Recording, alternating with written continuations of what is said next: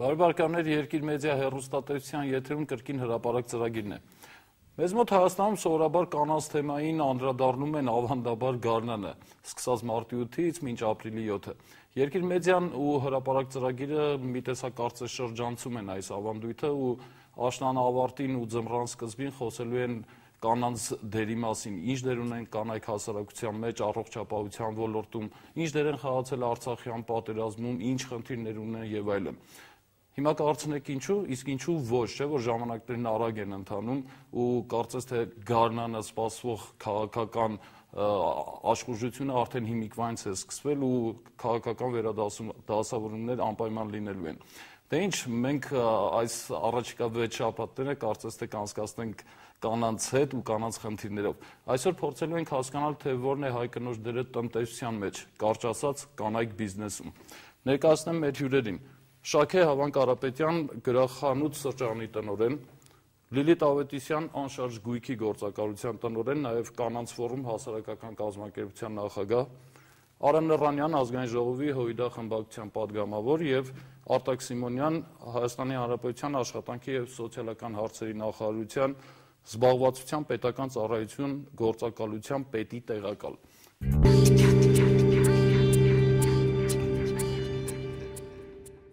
Հայաստանում 18 նախարարներից 2-ն են կին, գիտեք, մշակույթի նախարարությունն ու սփյուռքի նախարարությունն են կանայք գլխավորում, 51 փոխնախարարներից ընդամենը 3-ն են կին, 131 պատգամավորներից 12-ն են կին, գյուղապետերի 2%-ն են ընդամենը կին քաղաքապետ չունենք։ Իսկ ինչպիսին է իրավիճակը բիզնեսում, այսօր կփորձենք հասկանալ, ընդամենը այս առումով մի տեղեկատվություն, Հայաստանի արդյունաբերողների եւ գործարարների կազմակերպության 131 անդամներից միայն 2-ն են կին։ Հասկանանք, թե ինչու է այսպես։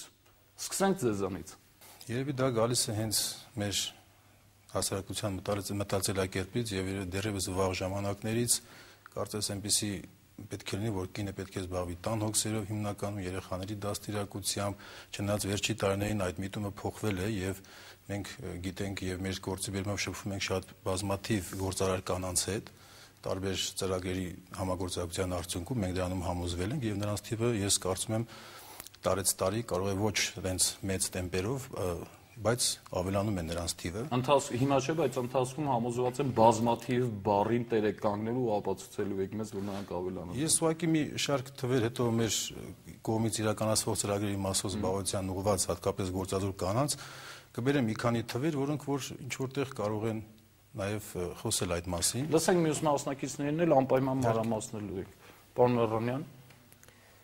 Զարգացած պետությունների փորձը տալիս, որ ինչքան հասարակությունը զարգացած է, այդքան կանանց ներգրավվածությունը հասարակական կյանքին եւ բիզնեսին ավելի շատ է։ Եվ կանայք զարգացնում են պետությունն ու երկիրը։ Եվ հակառակը, հասարակությունը եթե ուզում է զարգանալ, անպայման ներգրավում է այդ գործընթացին նաեւ կանանց։ Օրինակ Միացյալ Նահանգներում կամ Արևմտյան Եվրոպայի երկրներում մոտավորապես 1/3-ը փոքր միջին բիզնեսի դա կանանց բիզնես է, այսինքն իրանք սեփականատերն են եւ հիմնադիրն են։ Օրինակ մինչեւ Միացյալ Նահանգներում մոտ գրեթե 40%-ը ընկերությունների գլխավորում են կանայք։ Ինչքան երկիրը հետամնաց, այդքան կանանց ներգրավվածությունը ավելի քիչ է։ Ինչով է պայմանավորված Հայաստանում այս վիճակը, կարծում եմ սա պայմանավորված է նախ եւ առաջ անցյալով։ Խորհրդային միության տարիներին լավագույն ցուցանիշը, որ գտանք, դա 11% է եղել կանանց ներգրավվածությունը ղեկավար կազմի մեջ, խոսքը ձեռնարկությունների մակարդակում։ Իսկ քաղաքական իշխանության մեջ կանանց թիվը շատ չնչին է եղել եւ համարժեք է այսօրվա ցուցանիշը։ Բայց խորհրդային տարիներին էլ արհեստականորեն ինչ որ տոկոսներ էին լրացվում, նույն խորհրդարաններում, ասենք, չգիտեմ, որ սովխոզի, կոլխոզի կտորուհին այդ տոկոսի պայմաններում 80-ականների վերջում ղեկավար, այսինքն ձեռնարկությունների տնօրեն կանանց թիվը կազմել է 6-ից 7%։ Նույնիսկ այդ ժամանակ, երբ կարծես թե քվոտաներով էր այդ ամեն ինչ ապահովում։ 90-ական թվականներից հետո սկսվեց իրավիճակի փոփոխությունը եւ անկախություն ձեռք բերած հասարակություններում կանայք սկսեցին ավելի նոր կերպով նայել իրենց դերին եւ դրա համար կար նաեւ թե օբյեկտիվ թե սուբյեկտիվ պատճառներ։ Նախ եւ առաջ, երբ փլուզվեցին համակարգը,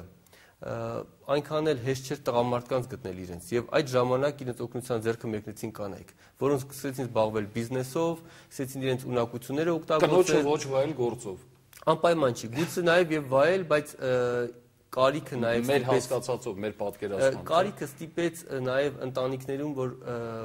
հաշվի առնեն նաեւ կնոջ հնարավորությունները եւ շատ ժամանակ Հիմա էլ ցավոք սրտի տեսնում ենք, երբ տղամարդիկ ավելի պակաս ակտիվ են ընտանիքում բիզնեսի կամ ընդհանրապես դրան վաստակելու հարցում կան կանայք։ Օրինակ կներեք մի թիվ էլ օրինակ ասեմ, որ այդ նույն զարգացած պետություններում այն ընտանիքներում, որտեղ երկուսն էլ աշխատում են, մոտավորապես 25%-ում կինը վաստակում է ավելի շատ, քան տղամարդը։ Այսինքն սա մի ռեսուրս է, որը հասկացել են արևմուտքում եւ սկսել են օգտագործել։ Լավ, կհասկանանք, թե մեզ մոտ ինչպես է ազդում դա հայ ավանդական պահպանողական ընտանիքի կառուցվածքի փոխհարաբերությունների վրա ընթացքում, եթե ժամանակ կլինի։ Տիկին Շաքե, դուք զբաղվում եք գործարարությամբ ու դուք հիմնականում շփվում եք տղամարդկանց հետ, ձեզ ընկճված բիզնես միջավայրում զգում եք, թե չէ։ Ոչ։ Գիտեք, ես այդպեսի չեմ նայում, որ ես կին եմ եւ տղամարդու տարբերությունների Բիզնեսում կին տղամարդ չկա։ Ուրեմն հաջողելու համար, հաջողացնելու բիզնեսի տարբերակով դու համահավասար ես։ Եվ որևէ մի տարբերություն ես չեմ տեսնում։ Եվ ինձ թվում է այն ժամանակ ենք մենք ձեռնապահ լինում, որ մենք սկսում ենք տարբերվել։ Այսինքն մենք չգնահատել տղամարդու եւ կնոջ տարբերությունները, իբրև անձեր, եւ սկսում ենք խոսել, որ մենք տարբեր ենք, ուրեմն մենք քայլ չենք կարող վերցնել, մենք խեղճանում ենք եւ այլն եւ այլն։ Եվ նայել իբրև բիզնեսի տարբերակով, ընդհանրապես զարգացած երկրներում էլ հիմնականում կարիքն է պարտադրում կինը աշխատելու։ Այսինքն եթե Միացյալ Նահանգների պատմությունը հիշենք, երկրորդ համաշխարհային կռվի ժամանակ կանայք սկսեցին գործարաններ։ Դուք կարիքից ելնելով եք զբաղվում գործարարությամբ։ Հետո ես որքան որ հասկանում եմ, գրախանութ սրճարանը այնքան էլ այսօրվա իրականության մեջ մեծ եկամուտներ Չէ, չունի, բայց այդ իմ սիրած աշխատանքն է։ Ավելի շատ հոբի է կարծես ձեզ համար, Չէ, ընդհանրապես ոչ։ Ինքը շահույթաբեր է եւ ինքը աճման տեղ ունի եւ ես իրեն շատ լուրջ եմ վերաբերվում։ Կարողա դեր կարծիքով հոբի է, բայց իմ կարծիքով ընտանիք է պահում։ Երբ այնս եք զբաղվում գործարարությամբ։ Արդեն 10 տարի է, որ արտբիժի գոյություն ունի եւ մենք онլայնվում ենք այսօրվա դրությամբ։ Շատ եկամուտը գրախանութը կարողա քիչ լինի, բայց ես հավատում եմ իր ընդհանուր գոյության հիմնականում։ Բիզնես միջավայրն է հիմա ավելի լավացել, քան 10 տարի առաջ էր, թե դուք եք ավելի փորձառու դարձել, Ես եմ ավելի փորձառու դրա շնորհիվ եք ընդլայնվում։ Այո, եւ կարիքների բերումով հիմնականում։ Շնորհակալություն։ Լսենք Տիկին Լիլիթին, բիզնես միջավայրի մասին ենք ուզում նաև հեռուստադիտողին փոխանցել ձեր կարծիքը, այս միջավայրը կնոջ համար է, դա հասկանանք։ Եթե թույլ կտակ, ես Համեցեք, իհարկե։ Հերքեմ ի սկզբանե ձեր ասածը, Համեցեք, խնդրեմ, սիրով կանայք բավականին քիչ են բիզնեսում։ Ես համաձայն չեմ այդ կարծիքի հետ։ Իհարկե, եթե համեմատենք 20 տարի, 15 տարի առաջ ինչպիսին էր այդ բալանսը, դա իհարկե շատ քիչ էին կանայք բիզնեսում, բայց այսօրվա օրով կանայք բավականին շատ են եւ բավականին ուժեղ են եւ բավականին լավ են իրենց բիզնեսը առաջ տանում։ Ինչ վերաբերվում է կին եւ տղամարդ բիզնեսի ոլորտում, Ուղղակի վիճակագրություններ դա փաստում, ես դրա համար եմ պնդում եմ, խոսում եմ թվերով։ Միգուցե, ես թվերը կոնկրետ Օրինակ ասենք, ես ձեռքի տակ եղած առաջին օրինակը 2004 թվականին տղամարդկանց ամսական աշխատավարձը մոտ 57,000 էր, դա $125 համարժեք դրամ էր, կանանց ընդամենը 30,000։ Կանայք, այսինքն ավելի քիչ ձեռներեց են կամ ավելի քիչ վարձատրվող են։ Դուք ասեցիք աշխատավարձը։ Միջին եկամուտի մասին է։ Չէ, դա սխալ է։ Պետք է տարանջատել երկու հարց։ Զբաղվածությունը դա մի խնդիր է, կանանց ներգրավվածությունը ընդհանրապես աշխատատեղերում, զբաղվածությունը, իսկ կանանց բիզնեսով զբաղվելը մի քիչ այլ բան է։ Գործազուրկների 66%-ը կանայք են։ 70%-ը։ 70%-ը։ Այսինքն այսօր մենք ունենք շուրջ 50,000 գործազուրկ կանայք, որոնց 60%-ը արդեն 1 տարուց ավելի գործազուրկի կարգավիճակում են։ Ներեցեք, ես Դա էլ ուրիշ հարց է, բավական։ Իհարկե, դա էլ ուրիշ հարց է։ Դա կապ չունի այս բիզնեսի։ Լավ, շարունակենք այդ ծրագրերը։ Լավ։ Հիմա ինչ վերաբերվում է կին բիզնեսմեն եւ տղամարդ բիզնեսմեն այդ բիզնեսի միջավայրում։ Ես արդեն 18-19 տարի է զբաղվում եմ բիզնեսով եւ առաջի տարիներին ինձ շատ դժվար էր, որտեւ ին վրա նայում էին տարօրինակ հայացքով կին բիզնես այո այդպես էլ ասում էին հավատացեք բայց կարող եմ այսպիսի բան ասել որ բիզնեսի միջավայրում կինը պետք է լինի ավելի պատրաստված ավելի պրոֆեսիոնալ ավելի համարձակ ինչու որ ապացուցի տղամարդուն, որ նա իր հետ կարող է զուգահեռ, եթե ոչ ավելի լավ, այսինքն այդ բանն ապացուցելու անհրաժեշտությունը այս կերպ թե այն կերպ եղել է այսօր կա եղել է այսօր եւս կա ճիշտ է եղել է այն ժամանակ այդ տոկոսային հարաբերությունները եթե վերցնեք դա ավելի շատ էր եւ շատ ավելի բարդ էր հիմա ես գտնում եմ որ վերաբերմունքը դեպի կին որը բիզնեսով է զբաղվում դեպի կին բիզնեսմեն արդեն մի քիչ փոխվել է դեպի լավը դեպի դրականը լավ ընդհանրացնում մենք առասարակ հայկական բիզնես միջավայրի համար ձեր ասվածը թե նեղ ոլորտի դուք զբաղվում եք անշարժ գույքի գործակալության տնօրեն եք անշարժ գույքով եք զբաղվում կարծես սա մի տեսակ ավելի ազատական ոլորտ է ու այստեղ իսկապես չգիտեմ բրոկերներ միջնորդողներ միջնորդողուհիներ հիմնականում կանայք են լինում թե առասարակ ամբողջ ոչ դուք սխալվում եք որովհետև կոնկրետ անշարժ գույքի ոլորտում զբաղվել են մեծ մասամբ տղամարդիկ եւ այսօր եւս ուրիշ հարց է եթե այսօր ռիելտորները արդեն ավելի շատ են կանայք դա ուրիշ հարց է այսօրվա օրով բայց եթե վերցնեմ 10 տարի առաջ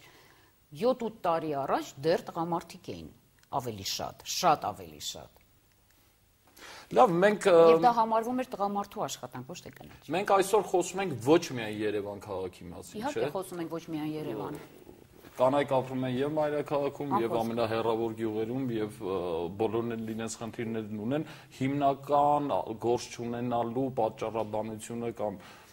արդարանալու, հա, բացատրությունը աշխատատեղ չլինելն ու աշխատանք չգտնելն է, այդպես է։ Իհարկե, նման խնդիր կա Գործարարների թիվը շատ է, շուրջ 70,000 գործազուրկ, ես նշեցի, որոնցից 50,000-ը կանայք են, եւ հատկապես գործազուրկ կանանց շրջանում շուրջ 80 եւ ավելի տոկոսը դրանք քաղաքաբնակ վայրերում են հիմնականում,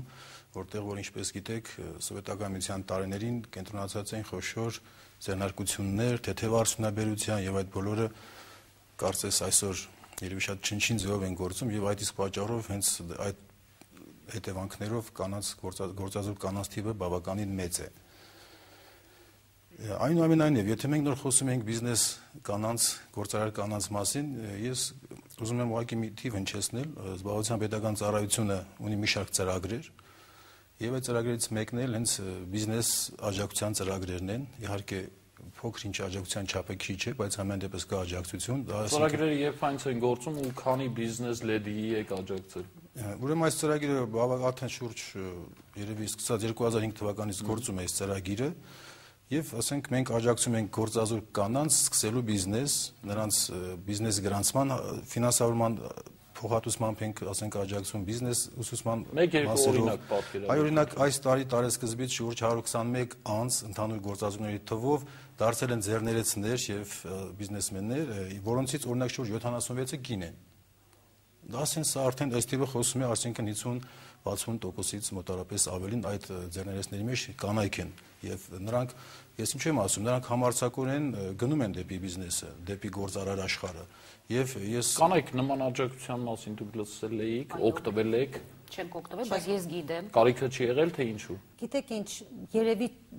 կարիքն էլ որ լինի, դու մտածում ես, որ դու կարող ես քայլեր վերցնես քո համար։ Լավա որ այդ հնարավորություն լինի մի հոգի ուրիշի համար։ Եվ մի հատ ուրիշ խնդիր կա, այսօր արեք մի հատ մտածենք գործարար կին, այսինքն ինչ։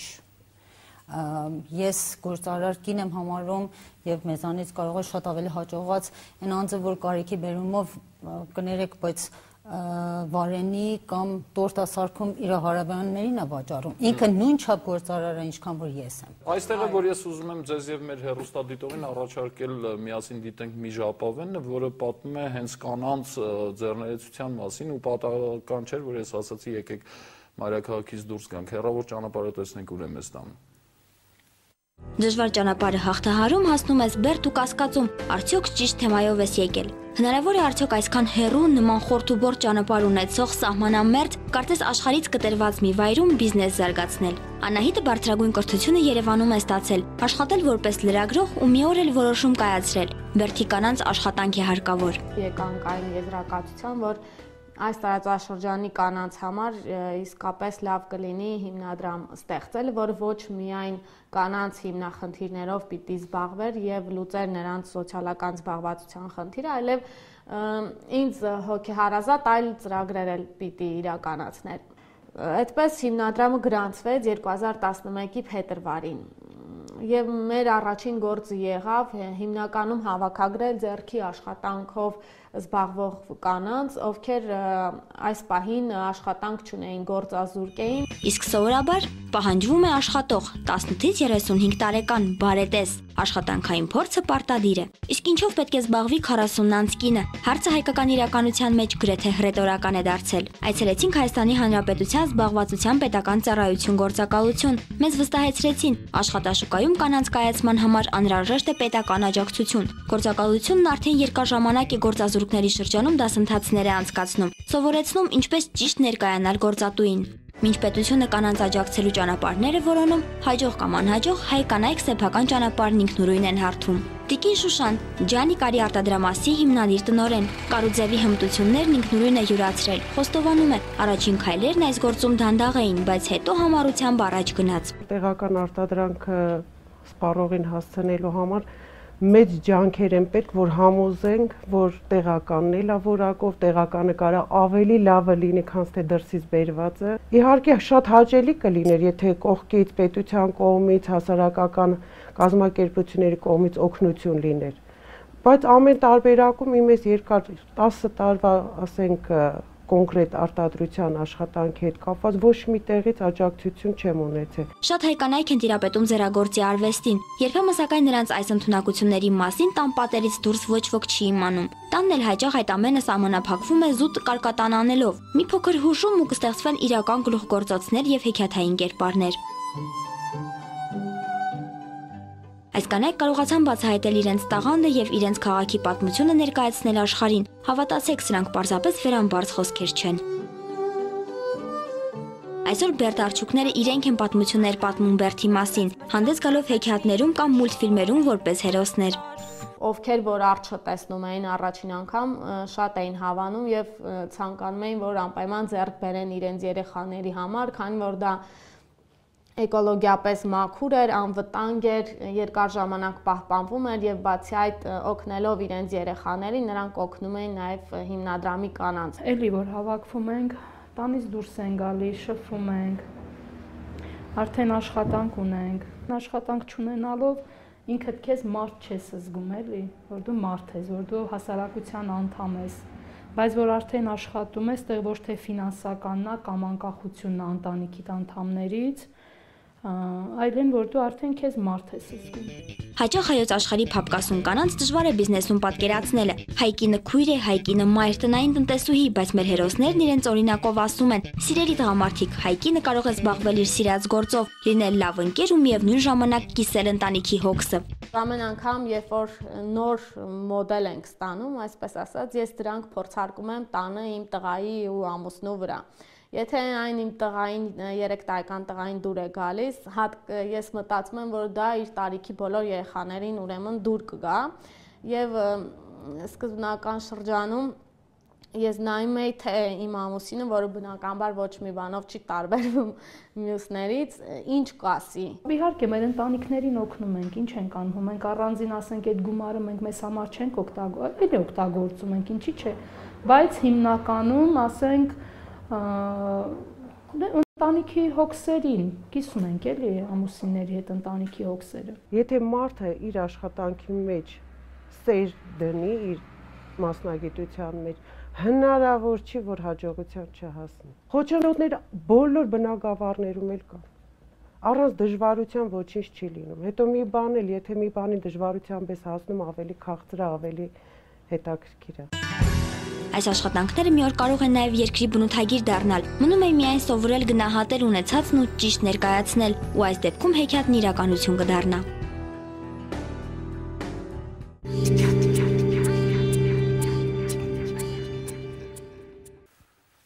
Ասում են, եթե գործի մեջ սեր, ջանք, եռանդ դնես, անպայման հաջողությունը կգա։ Պարոն Նռանյան, բայց անդադ նաև նշում է պետական աջակցության մասին, ինչ են ակնկալում գործարարները, կին գործարարները մանավանդ։ Իսկապես շատ երկրներում պետությունը իրականացնում է համապատասխան ծրագրեր, կանանց ներգրավվածությունը բիզնեսում կամ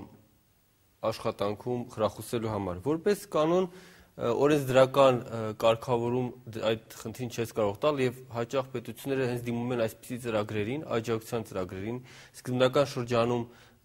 բիզնես սկսելու այդ զարգ տալու ծրագրերին, ինչպես նաեւ խրախուսում են այն ոլորտները, որոնք կարող են ապահովել կանանց ներգրավվածությունը։ Տեսեք, հիմա շատ լավ վերջում մի ֆրազ հնչեց, որ սա կարող է նաև երկրի բնութագիրը դառնալ, նույն այդ արդյունքը։ Մեր երեխաները նայում են եւ հիանում են մուլտֆիլմերում Hello Kitty-ը, Wings-ը եւ Naruto-ը, չէ՞։ Անհասկանալի սպունգի, չէ՞։ Այո, եւ դրանք իրականում այնպես չի որ պատահական ծնված կերպարներ են, դրանք հետևողական իրականացված բիզնես ծրագրեր են ամենաբարձր մակարդակով։ Երբ յուրաքանչյուր զբոսաշրջիկ գնում է ինչ-որ մի երկիր, անպայման իրենց սիմվոլ ոչխարիկն է գնում, իրենց արդյունքն է գնում։ Պետությունը հասկանալով, որ դրա վրա կարելի է փող վաստակել, դրանով կարելի է քաղաքացուն աշխատատեղ ապահովել, ինքը այդ ծրագրերը իրականացնում է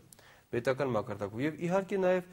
մենք պետք է խրախուսենք կանանց ներգրավվածությունը հենց աշխատանքի մեջ, ոչ միայն բիզնեսի մասին խոսքը պետք է գնա։ Տեսեք, շատ լավ օրինակ է, երբ կանայք կարող են տանը նստել եւ աշխատել կամ հավաքվել մի ինչ-որ ռեսուրս կենտրոնի շուրջ եւ աշխատանք իրականացնել։ Ընդհանրապես գործել, չէ՞, որ կարծես թե բոլոր հայ կանայք պետք է նախ եւ առաջ հնարավորություն տալ պարզապես փոքր բիզնեսին աշխատել, որովհետեւ հիմնականում կանայք, ինչ էլ մենք խոսենք բիզնես լեդիների մասին, իրականությունն է, որ աշխարհում մեծ մասը կանանց հիմնականում զբաղված է փոքր եւ միջին բիզնեսով։ Շատ քիչ կանայք են խոշոր բիզնեսի մեջ։ Եվ մենք էլ անդադ շեշտում ենք, չէ՞, զարգ տանք փոքր եւ փոքր բիզնեսի իրական զարգացումը, կարելի ասել այսպես, փոքր բիզնեսի իրական զարգացումը դա կանանց բիզնեսի զարգացում է։ Եվ մի կարևոր առավելություն ունեն կանայք։ Մենք ասում ենք ինչ դժվարություն ունեն եւ ինչ պետք է նաեւ ասենք ինչ առավելություն ունեն կանայք բիզնեսում, որպես կանոն կանայք ավելի ազնիվ են բիզնեսում, իրենք պակաս են հակված կոռուպցիայի, իրենք պակաս են հակված թե կաշառք վերցնելուն, թե կաշառք տալուն,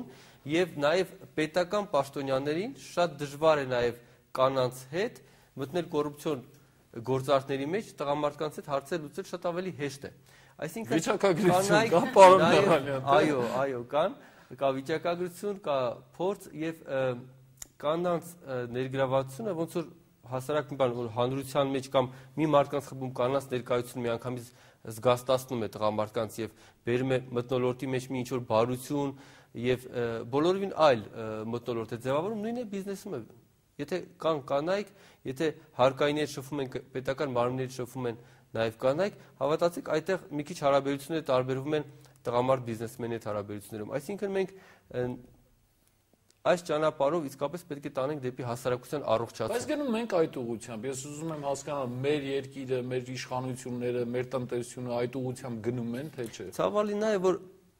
մեր իշխանությունների համար ընդհանրապես ամեն ինչ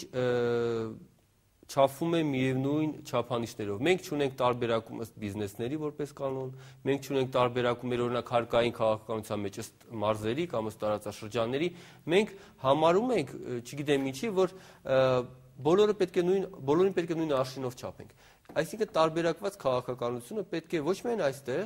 այլև ընդհանրապես մարզերի համաչափ զարգացում ենք ասում, տարբերակված չենք անում։ Փոքր միջին բիզնեսի զարգացում ենք անում, տարբերակված մոտեցումներ վերաբերում ցույց չենք տալի։ Այսինքն այստեղ մտածելակերպի փոփոխություն է պետք, որ ընդհանրապես կարելի է հանուն ժողովրդի եւ հանուն պետության զարգացման ինչ որ ոլորտների մասով գնալ տարբերակված մոտեցումներ։ Ու դա այնպես անել, որպեսզի հանկարծ որևէ խտրական մոտեցում չլինի, չէ՞։ Վատ իմաստով խտրականություն չդրվի։ Իրականում այս պայմաններն են ապահովում խտրականություն, երբ դու փոքրին եւ խոշորին հասկանալի է։ Տղամարդուն եւ կնոջը խոշոր բիզնեսը։ Լավ, լսենք կանանց, այսօր կանանց թեմաներով ենք խոսում, բայց կարծես թե այնքան էլ շատ չենք ձայն տալիս, չէ՞։ Տիկին Շաքե, դուք ընտրել եք բիզնես ոլորտը, բայց կարծում եմ կարող եք աշխատել որևէ այլ պետական կամ մասնավոր հիմնարկում ստանալ բարձր աշխատավարձ, օրինակ եմ բերում, բայց ընտրել եք ամեն դեպքում ձեր սեփական բիզնեսը։ Այո։ Դա ինչ է, անկախության դրսևորում, թե ասելիքի դրսևորում, թե ինչ։ Ճիշտ ասած, այդ տարբերակով երբեք չեմ մտածել իր մասին։ Ես մտածել եմ սա ինձ հետաքրքիր է եւ հիմնականում հետաքրքիր ա եղել։ Այդ պահին, որ ես եկել եմ Հայաստան եւ մտածել եմ ինչ պիտի անեմ, մտածեցի հետաքրքիր խնդիր է։ Լավ, դա ձեր բիզնեսը ձեզ ինչ է տալիս, ինքնավստահություն է տալիս, նույն ազատությունն է տալիս, սեփական միջոցները ինքնուրույն տնօրինելու հնարավորություն է տալիս։ Բոլորը։ Եվ ինքը ավելի դա է բիզնեսի գրավչությունը։ Գիտեք ինչ եմ, ես մի քանի հատ բան էին բերել, ստատիստիկա էին բերել, հիմնականում կանանց բիզնեսի տարբերակով, որը բավականին հետաքրքիր է։ Մի հատ ապահովության բիզնես ապահովագրության ստատիստիկայա Անգլիա, որը 82% կանայք, որ բիզնեսով են զբաղվում, իրանք ընդհանրապես բիզնեսի կրթություն չունեն։ Ես չունեմ։ Հիմնականում կարող եմ այդ ձևով ասեմ։ Եվ իր մեծ մասամբ 18% ընդհանրապես բարձր կրթություն չունեն։ Որովհետև դա էլ է հետաքրքիր, այսինքն վախենալու խնդիր չի եւ մեծ մասամբ կանայք բիզնեսի մեջ իրենց տարբերությունը տղամարդկանց այդ տարբերակով ստատիստիկայով դա է որ վերջին նոմերը համարը շահույթը իր հետ կապված չի, այսինքն մենք չենք կապնվում այդ շահույթին, որ այս գործը որ անում ենք վստահ պիտի այսքան գումար աշխատենք։ Ես տենց եմ հիմնականում։ Դրա համար շատ լավ եմ հիշում ես լրիվ ստատիստիկան։ Կախվածությունը վերջին համարը չի։ Այն ժամանակ որ դուք հարցրեցիք, որ գրախանութ սրճարան այդքան էլ շահույթաբեդ չի կարող լինի, ես ձեր հետ համաձայն եմ, բայց ինքը ուրիշ ընդհանուր մի հատ ոլորտ է տալիս ինձ եւ իմ աշխատակազմից եւ այդ process-ը հիմնականում։ Տիկին Լիլիթ, դուք ունեք աշխատատեղ, փնտրում եք նոր աշխատող, գալիս են կանայք եւ գալիս են տղամարդիկ։ Ինչպես եք ընտրությունը կատարում։ Ուզում եք ավելի շատ ձեզ մոտ կին աշխատի, թե տղամարդ։ Կին, որը ինչպես Արան ասաց, ավելի անկաշառ է, ավելի ազնիվ է, բայց տղամարդը, եթե ուզենանք, մենք հիմա շատ ավելի դրական հատկանիշներ կարող ենք թվարկել, չէ՞, բայց դա ուրիշ թեմա է, խնդրեմ։ Դուք կոնկրետ նկատի ունեք աշխատակազմը։ Այո։ Չէ, այդ դեպքում ես տարբերություն չեմ դնում, որովհետև իմ համար ամենագլխավորը իր պատրաստվածությունն է, պրոֆեսիոնալիզմը հնարավորին չափով, մարդկային չափանիշները, կրթվածությունը։ Իսկ բիզնես կրթությունը կարևոր է։ Անպայման, ես գտնում եմ, որ կարևոր է։ Որտեղ են մեզ մոտ բիզնես կրթություն ստանում։ Մեզ ձեր պատասխանը ընդհանրապես դարձել տեղեկատվություն հեռուստադիտողի համար ամերիկյան համալսարանի բիզնես բաժնում 2010 թվականին առաջին կուրսում եղել է 59 ուսանող, որից 36-ը կին են եղել, երկրորդ կուրսում 65 ուսանող, որից 49-ը կին։ Ընդհանրապես 16 տղա։ Ինչպես։ Որ թվերի մասին եք ասում։ 2010 թվականի մասին է խոսքը։ Անցած տարի։ Ես այս վերջի տարիների ընթացքում, հա, մեծ ուշադրություն է դարձվում կրթության վրա եւ տարբեր եւ ամերիկյան համալսարանում եւ փոքր միջին բիզնեսի զարգացման կենտրոնում եւ տարբեր հասարակական կազմակերպությունում եւ նմանատիպ կազմակերպություններում բավականին մեծ քանակով անցկացնում են բավականին մեծ քանակով տարբեր տրեյնինգներ, որտեղ հնարավորին չափ տալիս են բիզնեսի հիմքերի գիտելիքները։ Ինչ կապված է այդ նախորդ տարիների հետ կապված, մարդիկ իրանք ինքները պետք է այդ ամեն ինչը անցնեին, կարդային, սովորեին, գնային տարբեր տրեյնինգների, թեկուզ արտերկրներ նույն տրեյնինգների, որ կարողանային այստեղ ճիշտ պրոֆեսիոնալ ձևով աշխատել, որովհետև հիմա պայքարը ես չեմ ասում կոնկրետ տղամարդկին պայքարն է գնում բիզնեսի, այլ ընդհանրապես բիզնես միջավայրում այնպիսին է, որ եթե դու չլինես պրոֆեսիոնալ, չունենաս գիտելիքներ, չունենաս այդ ձգտումները, ինչ վերաբերում է կին տղամարդ, ես օրինակ գտնում եմ, որ կինը շատ ավելի հեռատես է, շատ ավելի աշխատող է եւ իհարկե Բայց չմնաս տակը տղամարդկանց համար ես այսօրվա ես վերցնում եմ տոկոսային հարաբերությունով իհարկե տղամարդիկ էլ շատ լավ են աշխատում, իսկ տոկոսային եթե վերցնենք կինը ստիպված մտավ բիզնեսի մեջ այն վատ տարիների ժամանակ, որտեվ տղամարդկանց մի մասը պատերազմում էր, տղամարդկանց մի մասը կոպիտ բառ կա, խոպանում էր եւ կանայք մնացել էին, ահա, շնորհակալություն, եւ կանայք էին մնացել, որոնք պետք է պահեին իրանց ընտանիքը, իրանց երեխաներին, իրանք ստիպված մեծ մասը մտավ բիզնեսի մեջ եւ կարողացան եւ առաջ են գնում։ Իսկ ինչ վերաբերվում է ձեր տվյալներին, ես կարծում եմ, որ դա մեծ մասամբ 40 անց տարեկան կանանց մասին է խոսքը, որ կանանց բանը աշխատանքա ոչ աշխատող կանանց, գործազուրկ կանանց թիվը բարձր է, որովհետև սովետական ժամանակ կանայք, որ ունեին շատ լավ գիտելիքներ, իրանք այս տարիներին չէին կարող իրանք գիտելիքները ներդնեին իրացնել այս հարաբերությունների մեջ եւ իրանք մնացին գործազուրկ։ Իհարկե իրանց համար էլ եւս հիմա անցկացվում են տարբեր դասընթացներ, տրեյնինգներ, վերապատրաստում են եւ ցանկությունը իրանց շատ է եւ իրանք գալիս են եւ սովորում են եւ զբաղվում է հատկապես որ մեր կառույցը հատկապես զբաղվում այդ առումով եւ ես դեռ նշեցի հասարակությունը քաջալերում է կին գործարարին, ազնիվ խոսենք։ Պարոն Սիմոն, ես կարծում եմ, որ որպես որ քաջալերում այդպես ոչ, բայց կարծես համակերպվում է դրա հետ։ Եվ դա շատ կարևոր է, եթե համակերպես։ Շատ կարևոր է, լավ է, թե շատ կարևոր է։ Չէ, լավ է։ Ես կարծում եմ, այստեղ նաև կան համարձակ կանայք, որոնք ունեն ինքնահաստատվելու խնդիր, ցույց տալու իրենց կարողությունները ոչ պակաս քան տղամարդիկ։ Եվ ես դա կարևորում եմ, եթե ընտանիքում երկուսն էլ աշխատում են կին եւ տղամարդ, եւ այստեղ կինը եւս զգում է պատասխանատվություն ընտանեկան հոգսերի վրա։ Ես դա նայում եմ բոլորովին դրականորեն։ Բայց շատ վատ բառ է համակերպվելը։ Իրանք չպետք է համակերպվեն։ Հասարակությունը դուրս չեկավ այդ բառը։ Բացասական վերաբերմունք կանանց բիզնեսմենների նկատմամբ չեմ նկատել։ Լավ աշխատող կնոջ ինչ որ մի կին հակառակը դա ոնց որ ոգևոր չէ։ Ես չեմ լսել, որ ինչ որ նույնիսկ նախանձով կա, այսինքն գիտես ինքը բայց կինը պետք է լինի մի քանի կարողացել է դա անել, որովհետև կնոջ համար դժվար է մտել բիզնես։ Ես ընտանիքում կինը ավելի շատ է վաստակում, քան տղամարդը։ Ինչ ես կարծում եմ, եթե գոյությունի սեր եւ համերաշխություն, կյանքի մի օր կարող է կինը շատ վաստակել, մյուս օրը կարող է տղամարդը, այսինքն ես կարծում եմ նորմալ ընտանիքներում նման խնդիր ընդհանրապես պետք է չլինի։ Այլ հարց է, եթե չի աշխատում տղամարդը, չի ուզում եւ չի աշխատում։ Դա ուրիշ հարց է, բայց եթե երկուսն էլ աշխատում են ու այնպես է ստացել, որ կինը մի քիչ ավելի շատ է վաստակում, քան տղամարդը, որևէ խնդիր նորմալ ընտանիքում պետք է չլինի։ Ես համոզում ունեմ այդպես։ Բյուջեն պիտի լինի ընդհանուր, թե ամեն մեկը իր գումարը ծախսի։ Յուրաքանչյուրը պետք է ունենա եւ սեփական գումար եւ լինի ընդհանուր բյուջե։ Բիզնեսմենները պետությունից ինչ են ակնկալում։ Արամ Արանյանը տեսականորեն մեզ բոլորիս բացատրեց։ Կոնկրետ ակնկալիքներ դուք ունեք։ Հավասար պայմաններ բոլորի համար։ Ասում եք տարբերություն չկա, ես կարծեմ օրենսդրությամբ չկա խտրականություն, որ չնայած չկա նաև խրախուսող հոդվածներ, որոնք խրախուսում են կանանցի գործարարությունը։ Եթե տարբերություն չկա, ինչու կանանց խտրականություն օրենքով չկա, որ այ կինը կարող է ոլորտում կամ չի կարող, նման բան չկա օրենսդրությամբ։ Հավասարություն օրենքով ապահովված է, բայց ես կարծում եմ նաև պետք է խրախուսող որոշակի իրավական նորմեր, որոնք խրախուսեն կանանց գործարարությունը։ Ինչով, արտոնությունները նկատի ունեն։ Չէ, ես ուղղակի մի չեմ կարող դրանց մեխանիզմերի մասին ասել, բայց կարծում եմ նման քայլեր իստիմա պետք է անի։ Եթե մենք ուզում ենք, որ առասարակ բիզնեսմենին պիտի խրախուսել։ Այսօր խոսում են, որ պետք է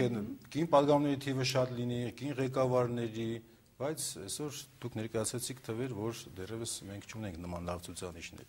Ես կարծում եմ, ես թվում է պիտի խթանող որոշակի։ Դե կանայք քաղաքականության մեջ գործ ունեն թե չէ, մենք մեր հետագա քննարկումներում կանդրադառնանք, այսօր տնտեսության մասին ենք խոսում, կոնկրետ ակնկալիք Տիկին Շաքե ասացիք չկա։ Տիկին Լիլիթ առաջարկությունը առիթ է նաև հրապարակի պետության կողմից, կառավարության կողմից իհարկե կա։ Ինչպես կարելի է ասել չկա։ Օրինակ եթե ես համեմատեմ, ես կարող եմ ասել, որ հիմա նույն налоговый դաշտը հարկային դաշտը հարկային օրենսդրությունում փոփոխություններ կան եւ կոնկրետ փոքր միջին բիզնեսի վերաբերյալ դրական փոփոխություններ իսկ ինչ վերաբերվում է կոնկրետ կանանց բիզնեսի վերաբերմունքը այդտեղ դա չկա եւ չի կարող լինել այսօր ամեն դեպքում, չնայած կան զարգացած երկրներ, որտեղ կան այդ արտոնությունները կոնկրետ կանանց նկատմամբ, որոնք նոր պետք է բացեն իրենց բիզնեսը, այստեղ չի կարող լինի, որովհետեւ դեռ պետք է փոխել հասարակության մտածելակերպը, որովհետեւ ցավոք սրտի կան բիզնեսմեն տղամարդիկ, որոնք իրենց կանանց են դնում որպես տնօրեն, որ երևա որ նա կին է եւ դրանից ելնելով չի կարող դեռ այդպիսի բան լինի։ Ի սկզբանե պետք է հասարակության մտածելակերպը վերաբերմունքը փոփոխել։ Ի սկզբանե։ Եվ իհարկե յուրաքանչյուրից մեկական րոպե մնում ամփոփման համար դուք այս 1 րոպեում ավարտեք ձեր խոսքը ու փոխանցեք մյուսներին։ Ավարտեմ։ Ես լավատես եմ։ Խորհուրդ, պատգամ, ցանկություն։ Ես ինքս լավատես եմ եւ կարծում եմ, որ պետք է ավելի լավ լինի, բայց ջանքերը բոլորը պետք է դնեն առաջնահերթ եւ հասարակությունը, եւ կառավարությունը, եւ մենք ինքներս։ Դուք ձեր բիզնեսում այսօրվա որևէ խնդիր ունեք։ Կան շատ խնդիրներ։ Ամենակարևոր խնդիրը այսօր բարձրաձայնեք, մենք էլ հասկանանք ու պատգամարմիններն էլ լսեն։ Դժվարանում եմ ասել ամենակարևորը որն է։ Լավ, առաջին հիշածը։ Եթե կամենում եք իհարկե։ Շատ ծանր հարց եք տալիս տարբերակով։ Գիտեք, կարող եմ ասել այսպես, որ մեր օրենքները իրոք բավականին լավն են, գրված օրենքները, բայց օրենքների գործելը, то есть այդ օրենքների մեխանիզմները, որոնցով օրենքները գործում են եւ կյանք են մտնում, այդ դրանք չկան։ Իրականացնողները չկան։ Իրականացնողները կան։ Լավ չէ, իրականացնողների կողմից կատարվող քայլերը այնքան կամքը չկա։ Շնորհակալություն Արամ Նռանյան, ձեր 1 րոպե։ Մեր հասարակության մեծ մասը իսկապես կանայք են, այսինքն 50%-ից ավել մեր բնակչության կանայք են եւ ուղղակի տարօրինակ կլինի, եթե օրինակ մենք տղամարդիկ մտածենք, ասենք որ մտածում ենք մեր երկրի ապագայի մասին, մեր երեխաների ապագայի մասին, բայց այդ ռեսուրսը չօգտագործենք։ Մենք 3 միլիոն ենք եւ անկախ նրանից տղամարդ թե կին բոլորս պետք է լծվենք Հայաստանը հզորացնել եւ ուժեղացնելու գործում։ Եվ եթե մենք մտածում ենք ապագայի մասին, կա մի քիչ կարող է պրագմատիկ բան եմ ասում, բայց կա ռեսուրս, որը պետք է ծառայի բոլորին, պետք է ծառայի ամբողջ ազգին եւ չի կարելի ազգի 50%-ին անտեսել, եթե դա կարող է մեծ թռիչք ապահովել։ Արամ Նռանյան, ազգի ապագայի մասին ենք խոսում, պայմանականորեն եմ ասում 50, 60, 100 տարի առաջ երբ կինը այդքան էլ տնտեսության մեջ ներգրավված չէր, հայ ընտանիքներում 6-7 երեխա էր ծնվում, այսօր հազիվ առավելագույնը 3, այդ էլ գլուխ գովալու կարգով 2, 1 Հաճախ երեխա ունենալու ժամանակ չեն ունենում գործարար ծնողները, ոչ այն հայրը, նաև մայրը։ Նվազեցումը որևէ կապ չունի կանանց բիզնեսում ներգրավվածության հետ։ Հաստատ։ Միանշանակ դա պայմանավորված է բազմաթիվ այլ գործոններով, նույնիսկ ասեմ հակառակը, կանանց ներգրավվածությունը Եվ կանդրադառնան կանայք եւ ծնելիությունը։ Հնարավորություն կտա նաև իրենց ավելի մեծ ավան դնել երեխաների դաստիարակության գործում։ Շնորհակալություն Տիկին Շակե։ Ես դժվարանում եմ։ Լավ, մաղթանք հայ կին գործարար կնոջը։ Առաջարկ։ Երևի ես կցանկանային, որ մենք այդ հավասարությունը եւ մտավորական մոտեցումը կին եւ տղամարդու տարբերություն եւ բիզնեսմենի մեջ սկսել դպրոցներից եւ մանկապարտեզներից։ Այսինքն այնպես elներ, որ այնպես չելներ, որ երեխա աղջիկ երեխերքը բիրաշկի սարքեին, տղա երեխաները ուտեին։ Տղա երեխաներն էլ աթոռ են սարքում, աղջիկ երեխաները նստում են։ Ընտանիքից, այո, ընտանիքից եւ դպրոցներից պիտի սկսի ընդհանրապես եւ խրախուսումը երեխաներին քաջալերելը հենց սկսել դպրոցներից եւ ընտանիքներից երևի։ Ձեր եզրափակիչ խոսքը։ Ես եւս մտածում եմ, որ շատ կարեւոր է կնոջ դերը բիզնեսում եւ պետական ասենք ծառայության մեջ պաշտոններում շատ կարեւոր է, քանի որ կինը եւս հասարակության լիարժեք անդամ է եւ նա եւս ունի իրավունքները, հատկապես մենք փորձը ցույց տա, որ շատ կանայք իրենք շատ լավ են դրսևորում բիզնեսում եւ ղեկավար պաշտոններում եւ չեն վարում իրենց այդ կառույցները պակաս քան տղամարդիկ։ Եվ ես կուզենայի մաղթել հաջողություն հայ կանանց, նրանց համարձակություն, մոտիվացիա դեպի աշխատանքը, դեպի բիզնեսը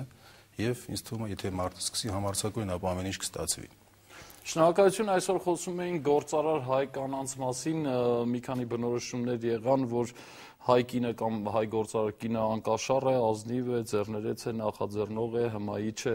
հայ կինը ամեն ինչ անում է, որպեսզի հավասարվի հայ տղամարդուն, որովհետև ինչպես հայտնի է, արարիչը տղամարդուն կատարյալ է ստեղծել։ Սա իդեպ ուղղակի պատասխան այսօրվա բոլոր խոսակցություններին